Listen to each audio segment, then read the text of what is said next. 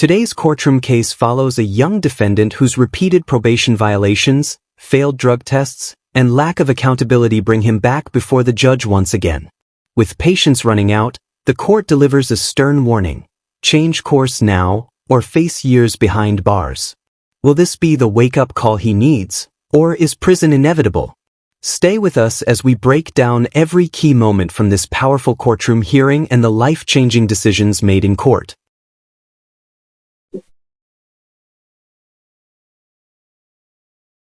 Hello, how are you doing today? Good, and you? Oh, I'm doing great. Why do you think you're here? For compliance hearing for criminal positive. All right. And what else? That should be it. Well, let me just tell you the report I'm receiving on you.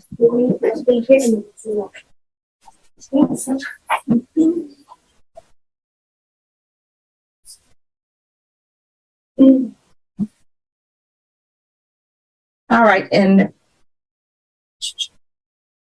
this is what the probation officer is saying to me about you. And how old are you? 20. All right, you're 20.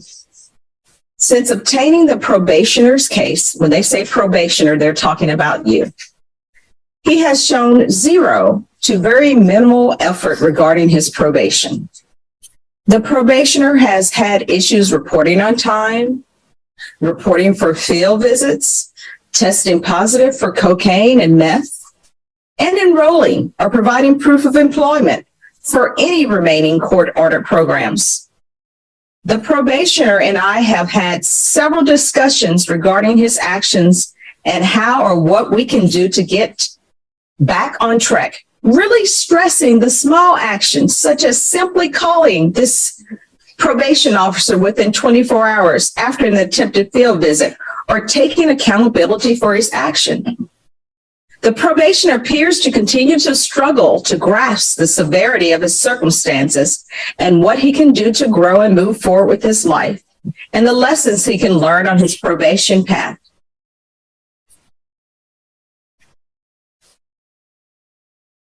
That's the report that I have on you.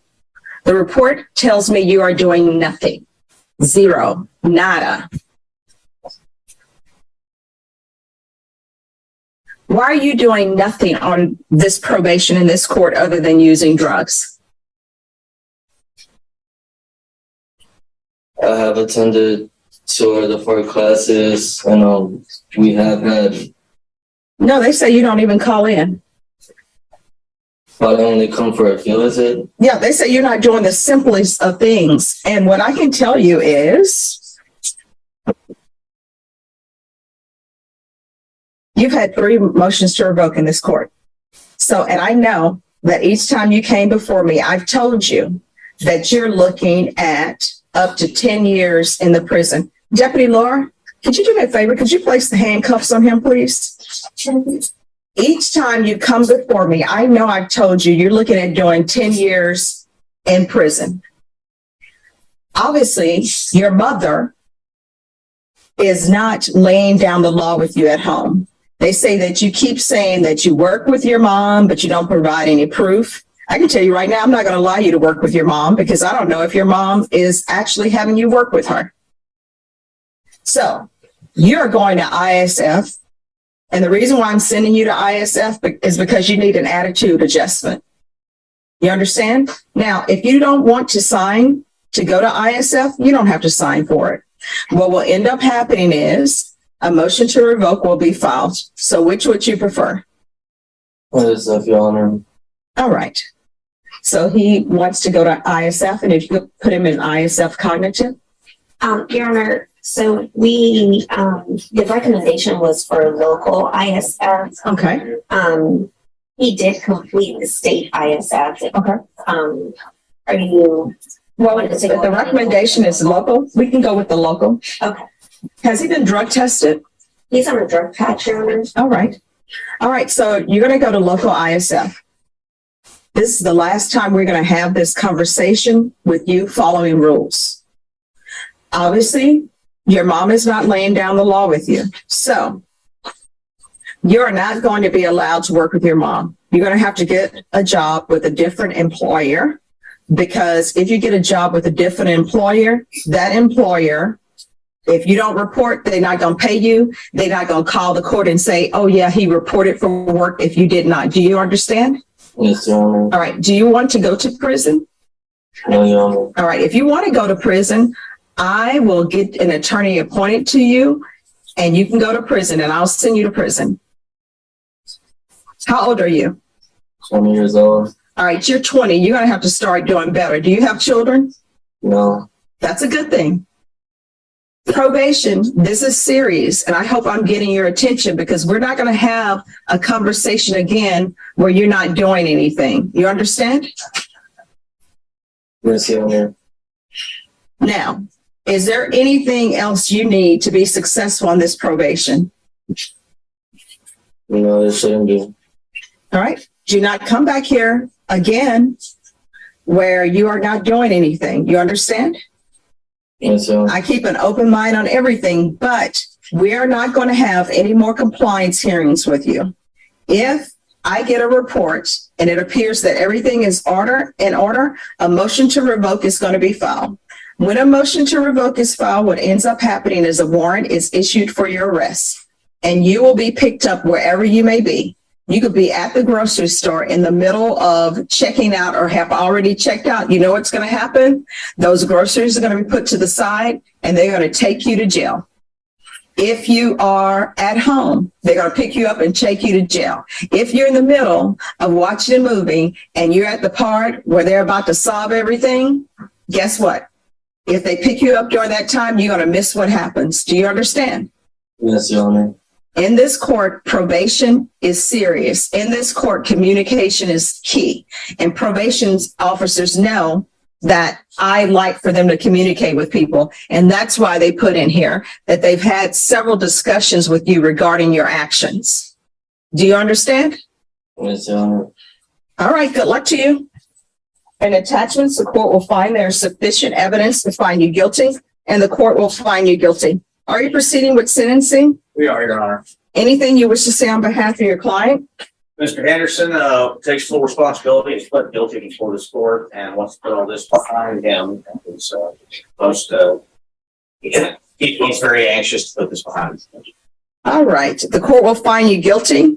The court will take in consideration grand jury number 803-269, JN number 213-6760, NIMAG number 714-598. Sentence you to 1 year in the state jail facility and give you credit for any time served. If you would like, I can refer you to the therapeutic community. It does not increase the length of time that you're in custody, but if you have a drug problem, it will help you with that. Yes, ma'am. Okay. All right, we can go off the record. How old are you? I'm 41. All right, you're 41 years old. Are your parents still in your life? Yes, ma'am. And how old is your mom? She got to be 60. All right. Does your mom love you? Yes, ma'am. You're breaking her heart. So I'm trying to get this passed so I can get back to him. So, but when you say get it past you, you've got to work on it. You got to stop using drugs, because otherwise what will end up happening is drugs damage your body inside and outside. You don't want to be that person where there's somebody found dead in San Antonio and people trying to identify the body, and your mom learns on social media that it's you. Because the last time you use could be the last time you use. When you go into custody, nobody likes being in custody. And they always say, when I get out, I'm never going to do this again. But then the first thing they get out, maybe they're good for a couple of days, maybe not. Maybe they say, ooh, I'm celebrating, I'm out. The first thing you need to do is go to AA meetings or NA meetings. And if there's anybody in your life who are trying to stop you from going to AA or NA meetings saying, well, you don't have to go today. Let's play some dominoes. You don't have to go today. Let's go hang out at the park. You need to cut them loose, because the number one thing in your life should be your sobriety. Do you understand? Yes, ma'am. Do you have children? No, ma'am. All right, that's good. Get your life together. Yes, ma'am. All right, good luck to you. Thank you. You're welcome. All right, after reviewing state's exhibits 1 and attachments, the court will find there's sufficient evidence to find you guilty, and the court will find you guilty. Are we proceeding with sentencing? Yes, Your Honor. All right. Does anyone know, because from what I read in the police report, it says that the vehicle was stolen? Self-charged. He had been making payments on I that. was buying it, but I didn't know it was stolen. I was making So payments. they never went further on it. All right, anything you wish to say, Mr. Fretwell? No, ma'am. All right, Mr. Fretwell, it appears that you have a drug problem.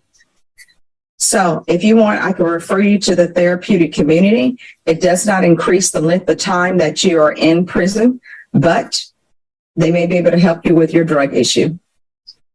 Your Honor, Mr. Fretwell, yes, he does have a drug problem. He picked up a case pending this one in Williamson County. He's already been sentenced to 3 years on that. He was in TDC and brought back to handle this case. Okay. So he's already been I've been in there for 8 months.